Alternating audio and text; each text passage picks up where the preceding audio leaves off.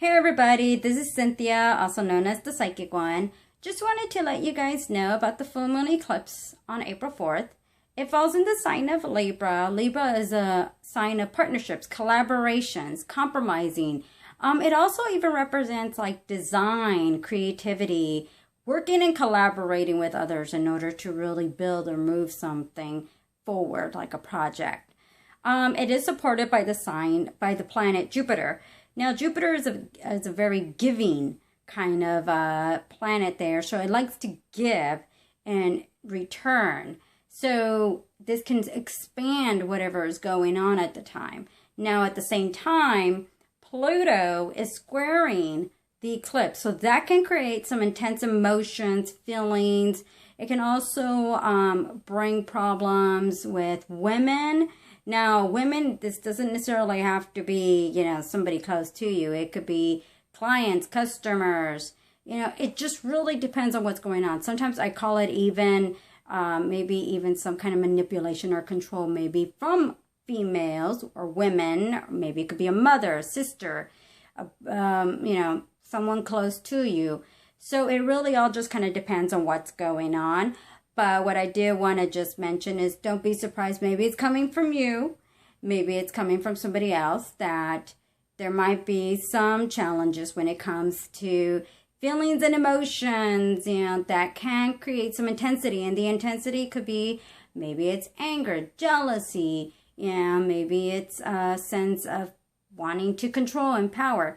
But with Jupiter supporting the eclipse, this is great news, because it brings and it creates and it gives.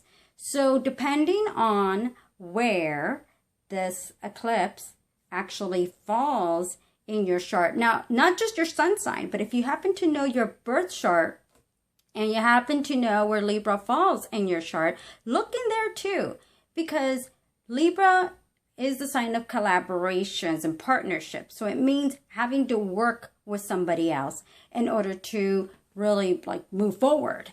So this could be, for instance, like Leo's, it falls in the third house. The third house is short trips and communication. Maybe you're communicating with someone. Maybe you're taking short trips or quick short trips with a partner, and the partner could be a boyfriend, girlfriend, family. Maybe there's more short trips going on. Maybe it's for business reasons. So you're taking trips with a business partner. If it happens to be, maybe if you're a Pisces, it falls in the 8th house. The 8th house is joint resources, assets, loans, credit. It might be to work with someone else in order to move forward with that. So for Aries, it happens to be the partner. Aries, it falls in the partnership house. So maybe it's time to get engaged, getting married. Or maybe it's even time to end a partnership or relationship. It just really depends on what's going on. Now, if you're a Virgo, I think you'll really like it, because for Virgos, it actually falls in the 2nd house. The 2nd house is the house of earned income. So it could be maybe through a connection, you end up getting a job, or maybe somebody connects you to, some earned income there. So make sure to read your horoscope. If you want to read my horoscopes, you can go to thepsychicone.com to read your monthly horoscope or even your weekly horoscope, and it'll tell you by your sign how this eclipse is affecting you. Anybody that's born between the 1st and the 10th of any month will definitely feel it much stronger. I mean, it's going to affect everybody, but people born around those days are probably going to notice it much stronger than anybody else. But it is a positive time overall. It's a full moon eclipse. Usually full moons bring completions, but at the same time, it also helps to get things to move forward. And this is actually could be a very positive time to start making things move forward.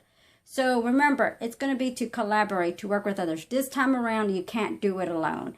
This time, you need to work or collaborate with someone in order to move forward, whether it's financially, whether it's for business, whether it's a partnership, a relationship.